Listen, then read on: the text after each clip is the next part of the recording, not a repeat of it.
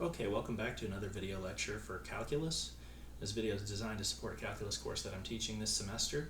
In this video we're going to be looking at section 1.4.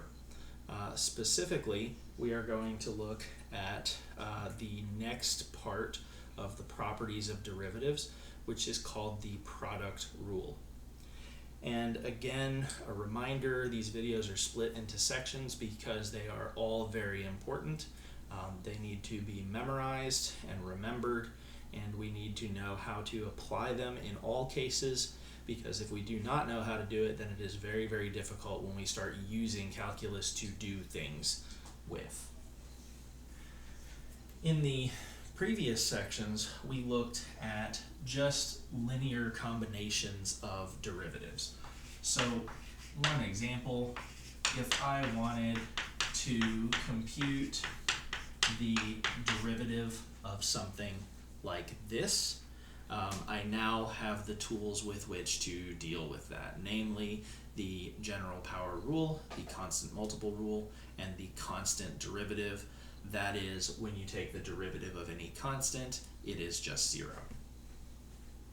So the linearity of derivatives also tells us that when I move to do this derivative, I do not need to go through the massive process that we did in 1.2. Instead, I can just go piece by piece and then apply the constant multiple rule and the general power rule in order to solve. Or we can use the updated version of the general power rule from the previous video. So in this case, we know the way that we're going to take this derivative is multiply the exponent by the constant, gives us a 9, and the new power is 1 less. We're going to multiply the exponent by the constant, and the new power is 1 less. The derivative of just x, we should remember it from section 1.2, is just 1. Had there been a number there, it would simply be the number in front of the x. And this is our derivative, because the 1 will 0 itself at the very, very end. We're getting this 1 from the x term, and that 1 zeros itself and goes away. There's the derivative. Now, one thing that you might remember from algebra is sometimes the functions or the expressions that we are given that are polynomials are not given to us in this nice, what we call the general form. So what might happen instead is that we could get a product of two linear factors like this. And in this case, it is not okay to just take the derivative of this part and then multiply it by the derivative of this part. And that should seem pretty apparent, because one of the things that we discussed when we discussed the linearity property of derivatives is that they have to be a linear combination to each other. That means that they are only separated by pluses and minuses. So here we have this product of two things. So the x and the 2 are separated by a plus or minus, but the x minus 2 and the x minus 3 are separated by a multiply. So that indicates that there's something else at work here. So if we want to take the derivative of this expression, again, we're going to have to kind of go through the long process for this, and we will actually prove this property. Now, I can use any example here because I'm going to make a substitution for these two parts of the original expression that will be much more generalized, and that will produce the rule, which I guess some would call the proof. So, if I do kind of the same thing that I did in part 1, where I give this part a unique name that I will call u, and I give this part a unique name that I will call v, then what we actually have is u times v. Y is equal to u times v. Okay, so in this case, remember, u and v are both functions of x. That means that when we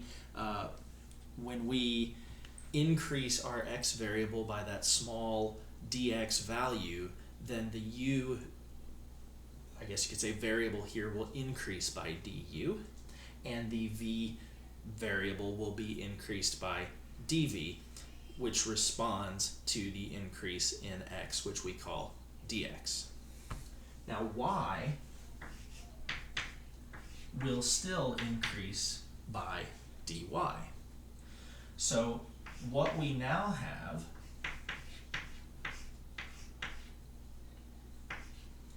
is this expression.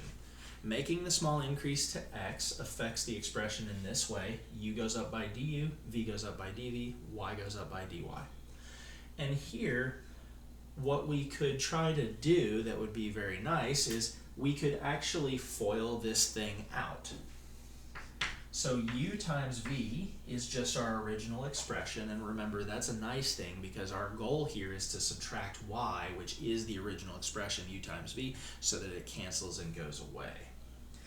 Then we have v times du plus u times dv. And I should make that look a little bit more like a u. Sorry. Then we have on the end a du times dv term. Okay.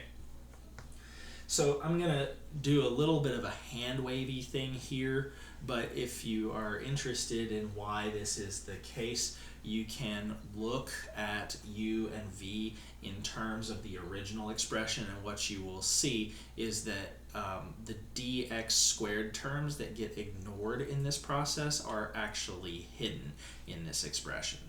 So first of all, if I were to subtract y from both sides, what you will see is that the y is defined as u times v, so subtracting y from the left gets rid of y, subtracting y in terms of u and v gets rid of the u times v at the beginning, which is exactly what we expect from this process at that point. But then we need to look at what we can and cannot ignore out of this, because this is pretty congested over here on the right. If you look at du, well, the only thing that affected what du was a single dx variable. So when we increase the x by dx, we got a single du out of the u expression. When we increase the x by dx, we get a single dv out of the expression. So what you can kind of think of is, since there's only one dx affecting what du is, this is a first order of smallness term and it cannot be ignored. dv, same story. Because there's only one dx affecting it, it is again first order of smallness and it cannot be ignored. However, if you look at du times dv, well, there's a dx affecting du and there's a dx affecting dv, which is two dx's. That's dx squared. And that is second order of smallness, so this term here is basically 0. What that leaves us with is that dy is equal to v times du plus u times dv. And just like before when we derived the linearity property for derivatives, we need to divide everything by dx because everything depended on the increase in dx originally, and that's the last step in getting our dy dx, which is the first derivative. When we do that, we now have a formula for the derivative of a product. It is v times the derivative of u, so that's the original v, this guy right here, x minus 3, times the derivative of u, which is the derivative of x minus 2, plus u times the derivative of v. So that'll be x minus 2 times the derivative of x minus 3. If I follow this formula here, remember the v's were given in blue, so I'll write down the v in blue, that'll be x minus 3. We have a plus symbol in the middle. We know that v must be multiplied by the derivative of u. So what is the derivative of u? Well, that's just x minus 2, so the derivative is 1. So I multiply the whole thing by 1. Then we have u, which is x minus 2 in this orange color, multiplied by the derivative of v. Well, that's just x minus 3, so the derivative is also 1. So altogether, what we have, bring it over here, that's going to be x minus 3 times 1 plus x minus 2. Simplifying this out, we will have 2x minus 5, and that is our derivative. Now, lots of times this Leibniz notation is very, very difficult to write down concisely. People get tired of it because it's kind of clunky. So a lot of times you will actually see this rule written a couple of different ways. So what I'm going to do is clear the board, and I'm going to copy the rule in Leibniz notation at the top. And then I'm going to write two other ways that you will either hear this rule said aloud or you will read this rule in a textbook. And those are kind of the two most common ways. Sometimes I use F's and G's instead of U's and V's, but I'm going to do it with U's and V's because that's just the text that I'm working with. So if you need to, pause the video, get your notes, and then resume the video, and I will make this copy at the top.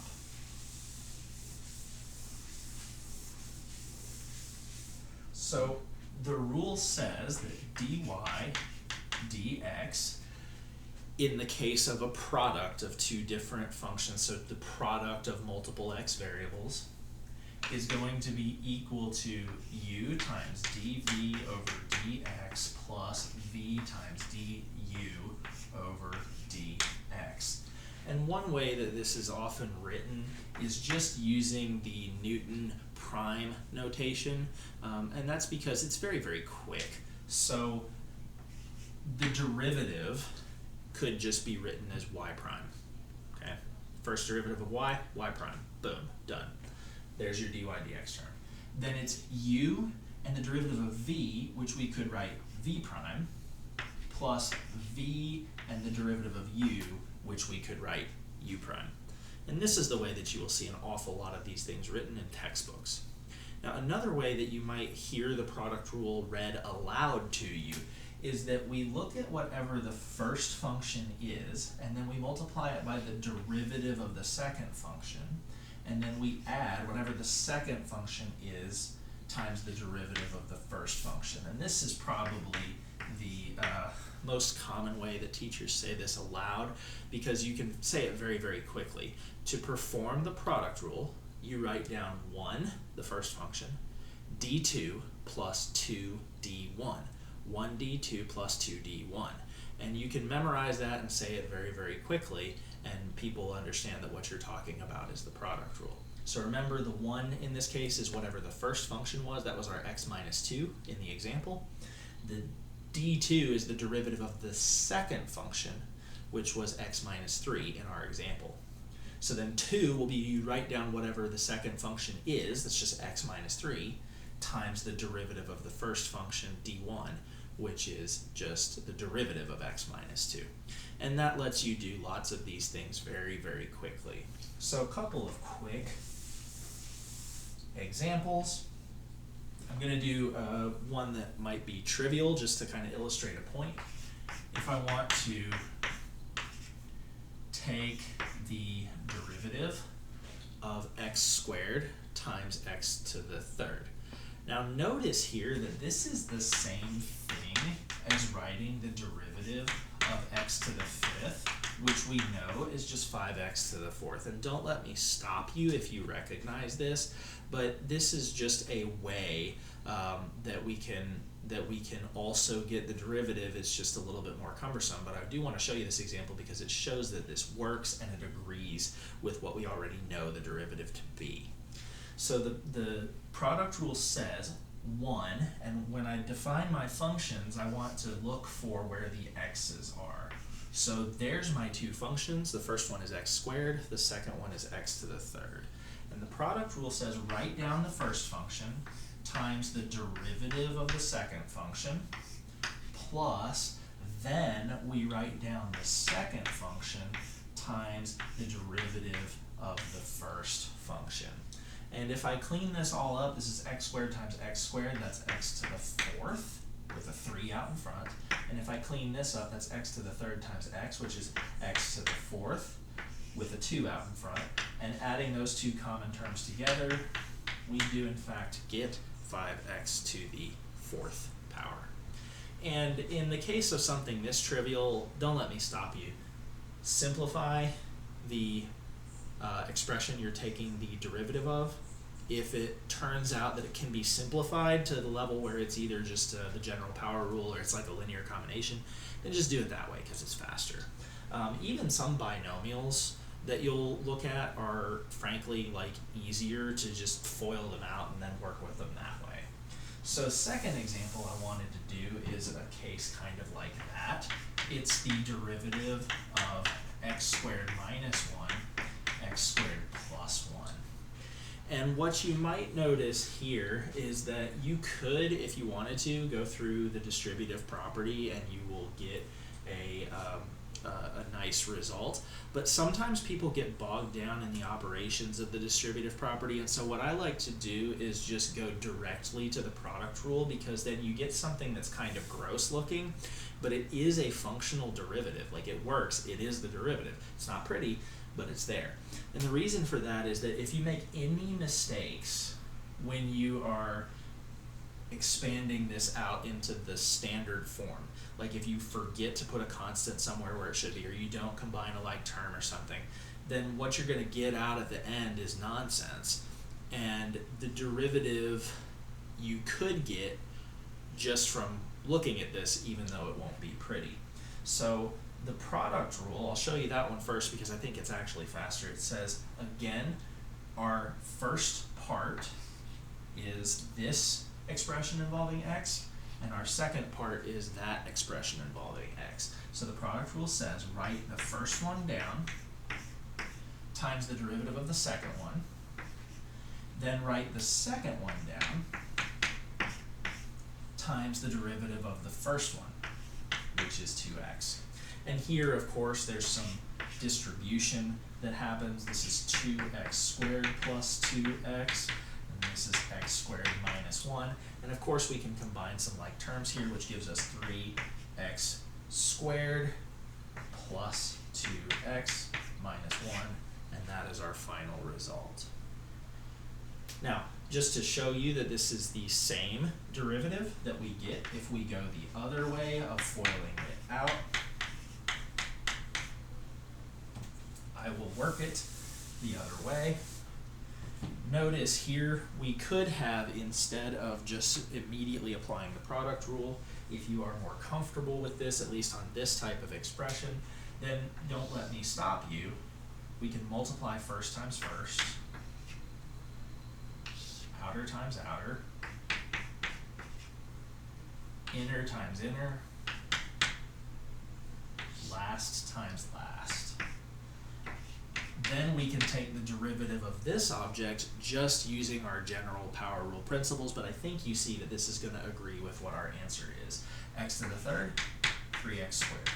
X to the second, 2x. Minus x, minus 1, and the minus 1 on the end, poof, it's gone. Boom, they are the same.